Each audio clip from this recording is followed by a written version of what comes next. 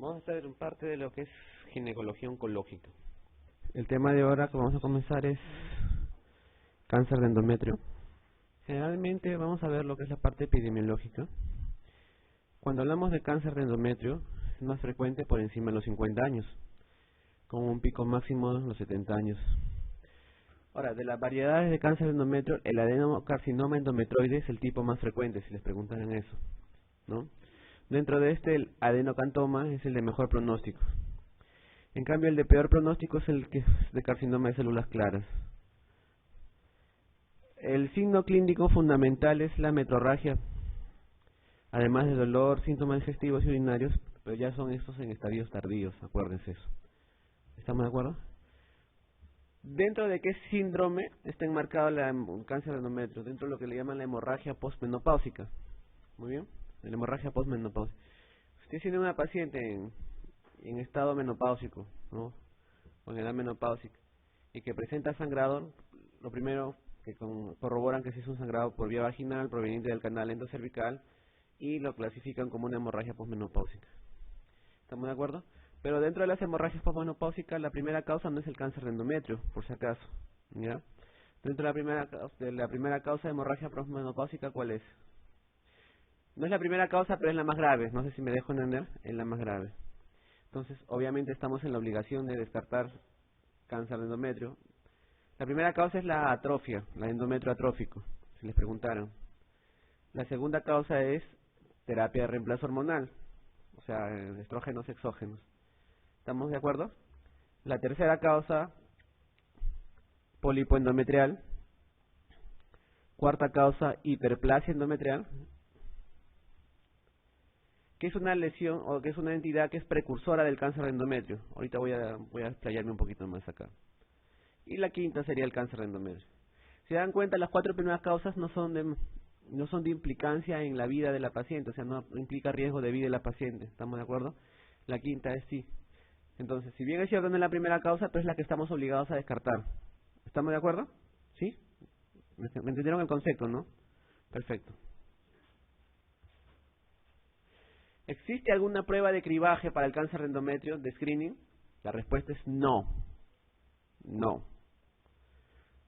Lo bueno del cáncer de endometrio es que es sangre en estadios iniciales. Entonces, una paciente que tiene hemorragia postmenopáusica, ¿a qué estamos obligados? Bueno, hacer su evaluación imagenológica, ya su ecografía, ¿no? Entonces, por ahí me dirán unos que han leído sí, pero puedo encontrar en un endometrio normal en cuanto al tamaño. Pregunto yo, desde el punto de vista ecográfico, en la mujer menopáusica, ¿hasta cuánto es el límite de la línea endometrial? 5 milímetros, ¿estamos de acuerdo? 5 milímetros, muy bien.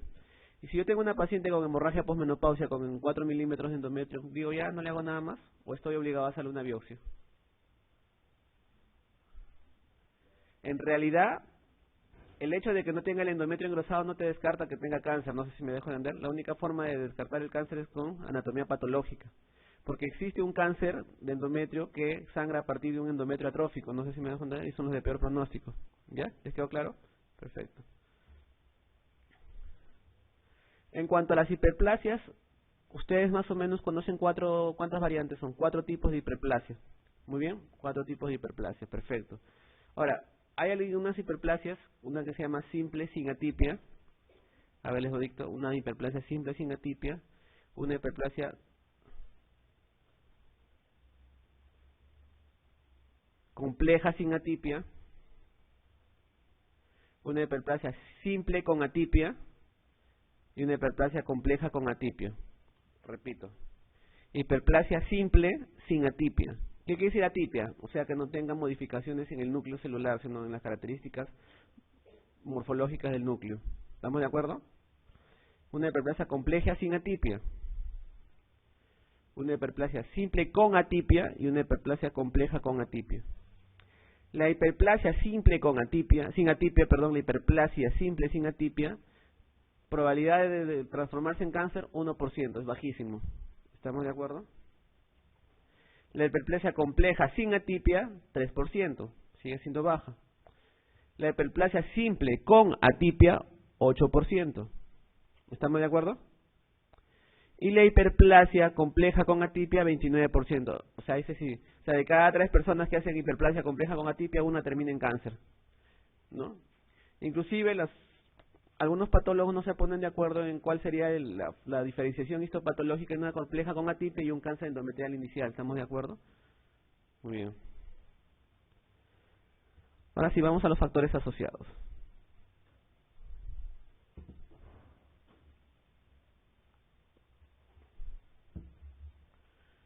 Factores de riesgo: la nuliparidad, la menarquía precoz, la menopausia tardía y los ciclos anovulatorios. Muy bien. La obesidad, se convierten los andrógenos a estrona en la grasa periférica. La diabetes, la hipertensión también está dentro de esto. Factores hormonales, los estrógenos aislados administrados sin gestágenos durante largos periodos. El tamoxifeno, que se administra como tratamiento complementario en pacientes con cáncer de mama, ¿no? Es un antiestrógeno. Parece haber cierta asociación entre el cáncer de endometrio y otros tumores como el de mama o el cáncer colorectal en el síndrome de Lynch tipo 2. ¿Cuáles son los factores protectores? La ingesta de anticonceptivos orales combinados no secuenciales parece tener un efecto protector a largo plazo, y la adicción al tabaco. Obviamente, yo lo vuelvo a repetir, no le voy a decir a una señora fume para evitar el cáncer de endometrio, no es la política. Sino que en las pacientes fumadoras se ha visto que estas pacientes difícilmente presenten el cáncer de endometrio. La nuliparidad, menarquía precoz, menopausia tardía y ciclos anovulatorios, ¿a qué te conlleva? A exposición prolongada a estrógenos, ¿estamos de acuerdo? O sea, un estado de hiperestrogenismo es lo que generalmente puede condicionar un factor de riesgo asociado al cáncer de endometrio. ¿Estamos de acuerdo? Perfecto. Vamos a lo que es la clasificación o el estadiaje. Esta es una clasificación de cáncer de endometrio propuesta por la FIGO, o sea, la Federación Internacional de Ginecobstetricia. Muy bien, vamos. Tenemos el estadio 0 o el carcinoma in situ. Estadio 1, que está limitado al útero. Pero dentro de este estadio 1 hay subdivisiones, 1A, 1B, 1C. ¿Estamos de acuerdo? El 1A limitado netamente al endometrio. El 1B invade menos del 50% de la pared miometrial. ¿Estamos de acuerdo? El 1C más allá del 50% de la pared miometrial, sin llegar a la serosa. Estadio 2, cuando ya no solamente se limita al endometrio, sino se limita también o se extiende más allá del endometrio, en este caso el cervix. ¿Estamos de acuerdo? Afectación exclusiva de las glándulas es el de estadio 2A. Y B2B es invasión del estroma cervical. No sé si ayer se recordarán ustedes, si recordarán, tienen, o en todo caso lo revisan hoy día, que nosotros hablamos sobre anomalías de PAP, ¿sí o no? Y en una había el ascus y en otra había el agus, que eran células glandulares atípicas de origen incierto. ¿Estamos de acuerdo? Y les dije que dentro de lo que es la conducta en esta paciente era hacer un legrado cervical, y si era una paciente mayor de 35 años, preferible hacer un legrado endometrial. Por esa situación misma, porque puede ser un cáncer endometrio que se extiende más allá del cervix, hacia la parte glandular, y no lo detectas por sangrado, no presenta, ecográficamente no te presenta ninguna normalidad, le haces un PAG y encuentras un AGU. Pero no es una afectación cervical primaria, sino es una afectación endometrial que se extiende ya al cervix. No sé si me dejo entender, es importante. ¿Les quedó claro? Muy bien. Estadio 3, no rebasa la pelvis menor, o sea, no compromete ni a vejiga ni a recto, acuérdense de esto. ¿Estamos? En cambio, en el estadio 4 ya sí sobrepasa la pelvis, ¿ya? Pero vamos a hablar un poco del estadio 3, que también tiene sus 3 subdivisiones. 3A, el tumor invade la serosa, o sea, llega a la serosa ya. Les dije bien claro que en el 1C invade el miometrio más del 50%, pero no llega a la serosa. Les dejé bien claro. En el estadio 3A ya llega a la serosa y los anejos y la citología peritoneal es positiva. 3B, hay metástasis en vagina, y 3C, metástasis en ganglios pélvicos y paraórticos. Estadio 4, sobrepasa la pelvis. Invade la mucosa vesical o intestinal, es el 4A. Y metástasis a distancia incluyendo ganglios linfáticos intraabdominales o inguinales, el 4B. ¿Estamos de acuerdo? Vamos a los dibujos. Muy bien. Fíjense acá. Solamente limitaba la capa endometrial. Estadio 1A, ese amarillito, ¿no? 1A, limitaba la capa endometrial. 1B, invade el miometrio, pero menos del 50% del espesor de la pared. ¿Estamos de acuerdo? El estadio C, cuando invade más del 50% de la pared miometrial, pero no llega a la serosa, no llega a esta parte. En el estadio 2, acuérdense, ya llega al cervix. Y en el 2A es afectación glandular y en el 2B afectación estromal. ¿Les quedó claro? Perfecto. 3, ¿no? Más allá del no traspasa la pelvis, llega a la serosa en el 3A, acuérdense, ¿sí? ¿Estamos de acuerdo? 3B llega a los anejos, perdón, 3A, serosa y anejos, ¿estamos de acuerdo? Muy bien. Ligamentos en el 3B y ganglios lumboaórticos en el 3C, ¿no? Lo vuelvo a repetir, 3A, serosa y anejos, 3B, parametrios, ligamento ancho, por ejemplo. Muy bien. Y 13 ganglios, sobre todo los ganglios lumboaórticos. 4, mucosa vesical y intestinal. Y 5 ganglios a distancia, sobre todo los inguinales y los intraabdominales. Muy bien, ¿les quedó claro? Perfecto. ¿Cuál es el tratamiento?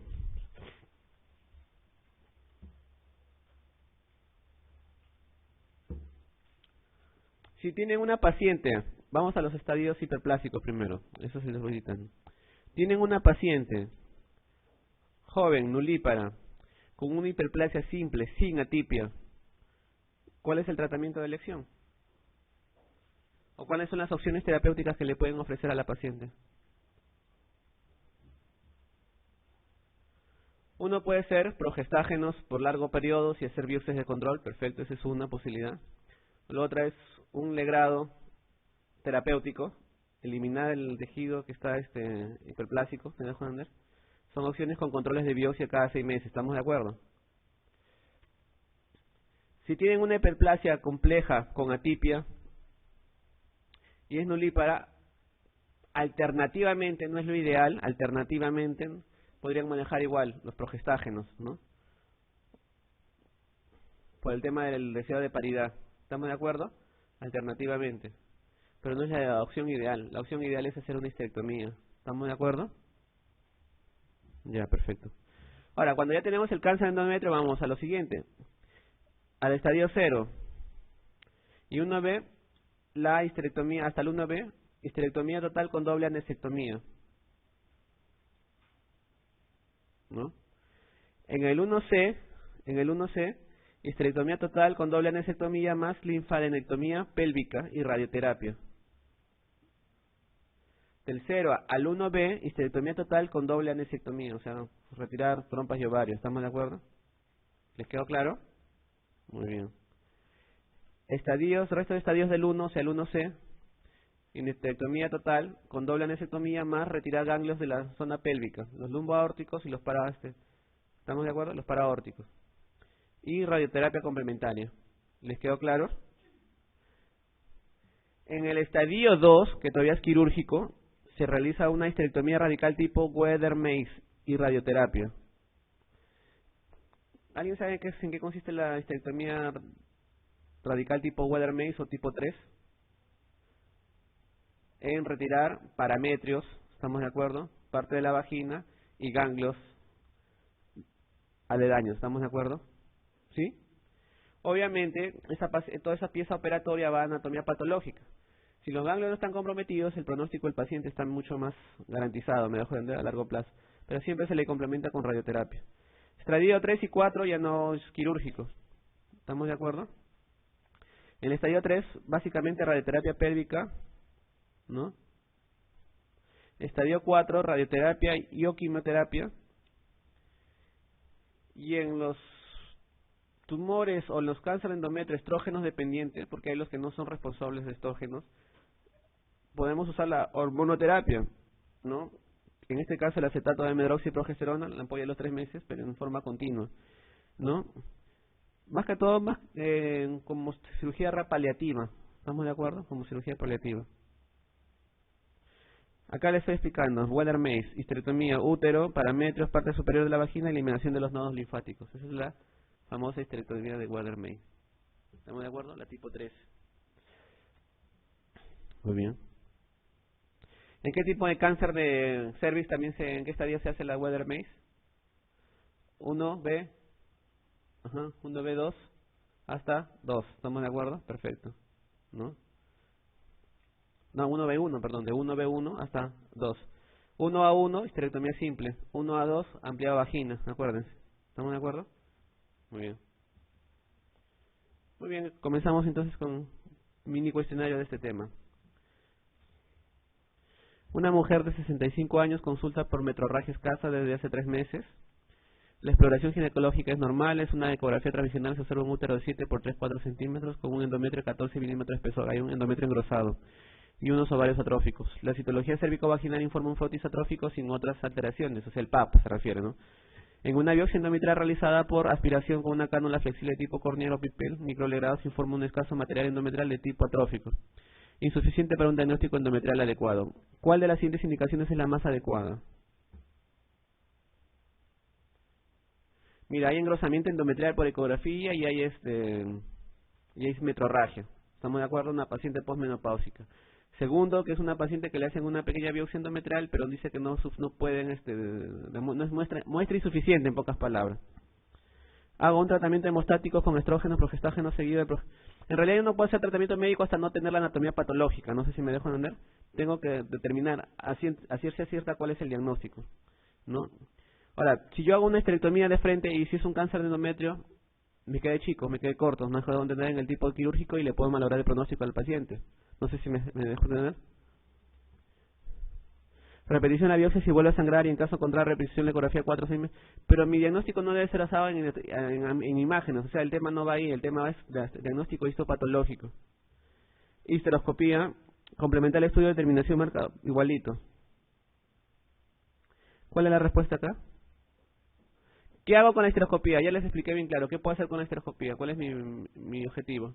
Visualizar la cavidad endometrial, ¿estamos de acuerdo? Y donde encuentro lesiones sospechosas empiezo a tomar biopsia, me dejo entender con mayor exactitud. La apuesta es la D. Esta es una pregunta del MIRA. Sí saben qué es el MIR, ¿no?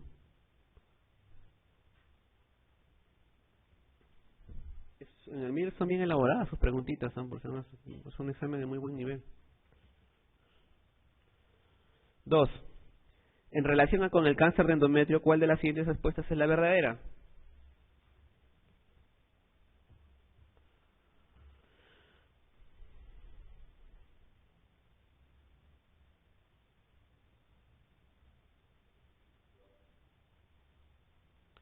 El cáncer de endometrio es más frecuente en mujeres premenopáusicas, es falso, generalmente es en posmenopáusicas. Claro, puede haber mujeres jóvenes con cáncer de endometrio, sí, pero no es el mayor grupo porcentual. ¿Estamos de acuerdo? La contracepción oral durante más de 3 años es un factor de riesgo, no, más bien es un factor protectivo, acuérdense, protector. La multiparidad es un factor de riesgo, no, la nuliparidad. ¿Es menos frecuente que el cáncer de ovario? No. El cáncer de ovario es menos frecuente que el cáncer de endometrio. Acá la respuesta es la C. Muy bien. El tamoxifeno, el tratamiento con tamoxifeno para cáncer de mama, complementario cáncer de mama es un factor de riesgo, ¿no? ¿Han tenido oportunidad de ver pacientes con cáncer de mama que han sido tratados con tamoxifeno y después de 2 o 3 años vienen con sangrado posmenopáusico? ¿Han tenido esa oportunidad? ¿No? Yo sí he tenido esa oportunidad, ¿no?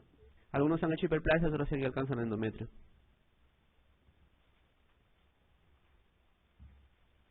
3. Paciente de 74 años que tras hemorragia uterina postmenopáusica es diagnosticada de carcinoma de endometrio. Se realizó tratamiento quirúrgico consistente en una histerectomía abdominal total con salpingoforectomía bilateral, mastoma, parasitología peritoneal. Tras estudio anatomopatológico se determina que la paciente se encuentra en un estadio 1 con grado de diferenciación histológico 1. ¿Cuál sería la actitud correcta? Es 1A1. ¿Ya? ¿Qué hago?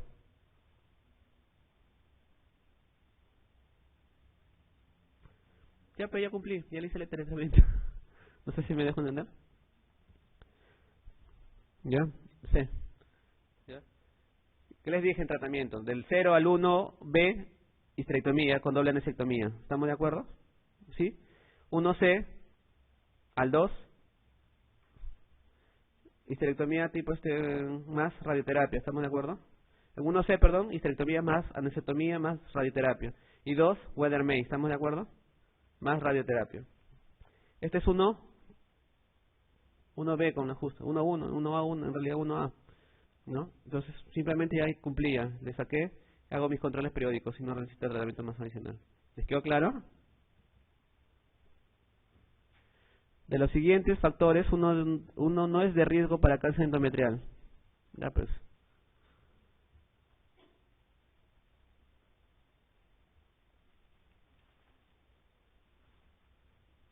Perfecto, la de 5. ¿Cuál es la lesión premaligna más frecuente relacionada con el cáncer de endometrio? Ya les dije ya.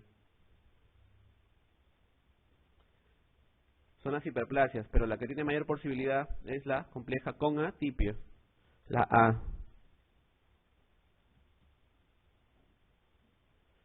¿Cuál es el procedimiento más seguro para el diagnóstico de cáncer de endometrio?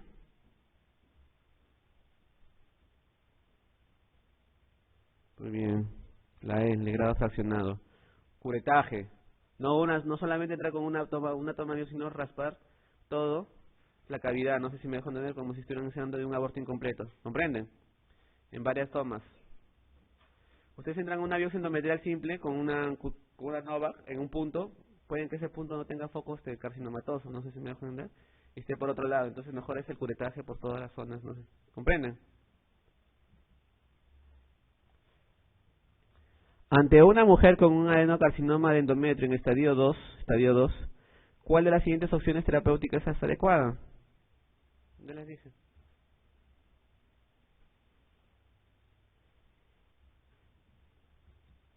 Muy bien, la histerectomía radical tipo Weather-May. 8. El uso de estrógenos aislados en la posmenopáusica es asociado con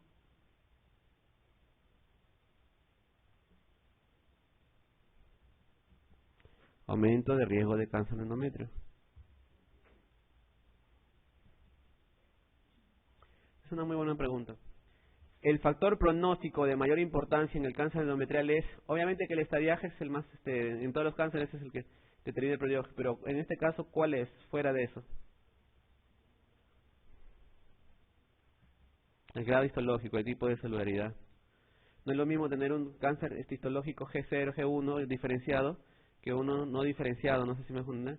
Cuando dicen endometroides, porque tiene toda la forma de un endometrio normal, no sé si me dejo entender. Muy bien. Vamos a hablar sobre masas anexiales como síndromes. Y después vamos a hablar sobre cáncer de ovario. ¿Estamos de acuerdo? O sea, una cosa es masa anexial, ¿no? Y otra cosa es el diagnóstico a qué corresponde esa masa anexial. ¿Les quedó claro?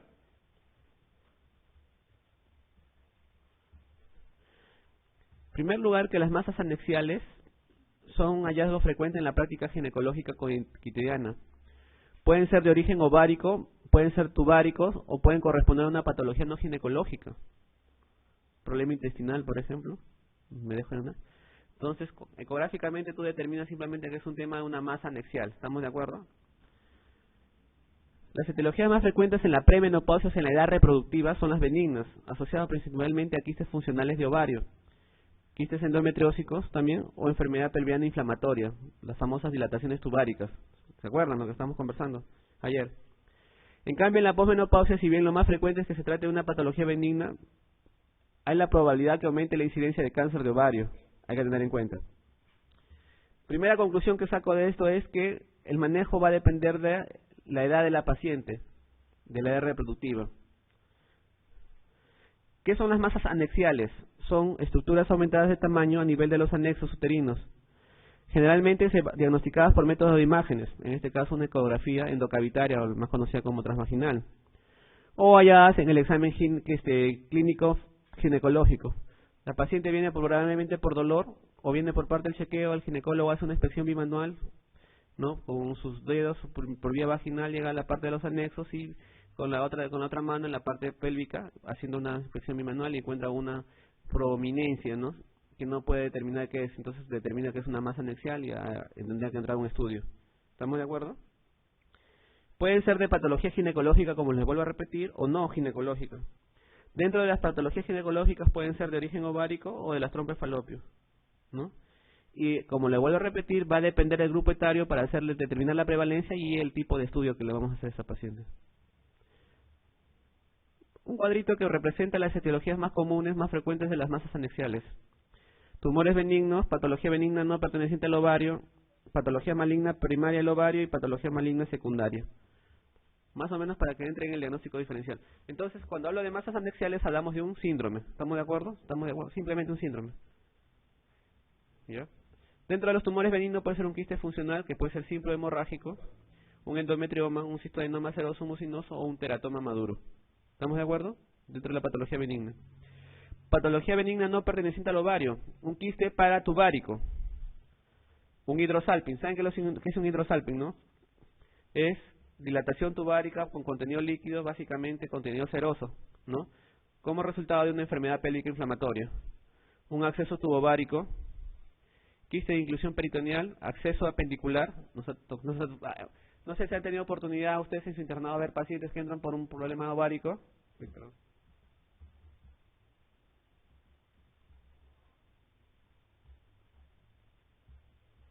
Que entran por un problema ovárico y al final es un plastrón apendicular. ¿Estamos de acuerdo? Adherido. Accesos diverticulares, miomas subserosos, grandes, pediculados, no sé si me dejo entender. Pueden ser. Un riñón pélvico. Hay patología maligna primaria del ovario, carcinoma epitelial, carcinoma de células germinales, carcinoma de cordones sexuales. O sea, cuando yo tengo una paciente en edad reproductiva, lo más probable es que sea una patología benigna. Más bien, si es antes de la menarca, yo tengo una niña de 9 años con una tumoración anexial, probablemente sea ¿no? La posibilidad de que sea algo maligno, sí, sobre todo derivados de las células germinales, como estábamos comentando ayer. Y por último, patología anexial secundaria a un foco primario, por ejemplo, un cáncer de mama metastásico a ovario. ¿Estamos de acuerdo? O metástasis de tumores del tracto gastrointestinal. ¿Cómo le llaman eso? Krukenberg, ¿no? ¿Cuál es el examen por antonomasia indicado en una paciente ante la sospecha clínica de una masa anexial? La ecografía, ¿estamos de acuerdo? La ecografía endocavitaria, perfecto, ¿no? Entonces, pregunto yo, ¿debería haber un método o unas reglas o pasos a seguir en la evaluación de una paciente con masa anexial por ecografía endocavitaria? Claro que sí. Entonces, aparecen las reglas IOTA. IOTA es una iniciativa internacional para el estudio del cáncer de ovario, ¿estamos de acuerdo? Donde proponen algunas características que hay que tener en cuenta en la evaluación ecográfica de una masa anexial, ¿no? Entonces, tiene sus reglas B, que se refiere a posibilidad de benignidad, y reglas M, posibilidad de malignidad. ¿Estamos de acuerdo? Perfecto. ¿Qué características ecográficas se pueden presentar para hacer sospecha de benignidad? Quistes uniloculares, o sea, de una sola pared, ¿estamos de acuerdo? De contenido líquido, ¿estamos?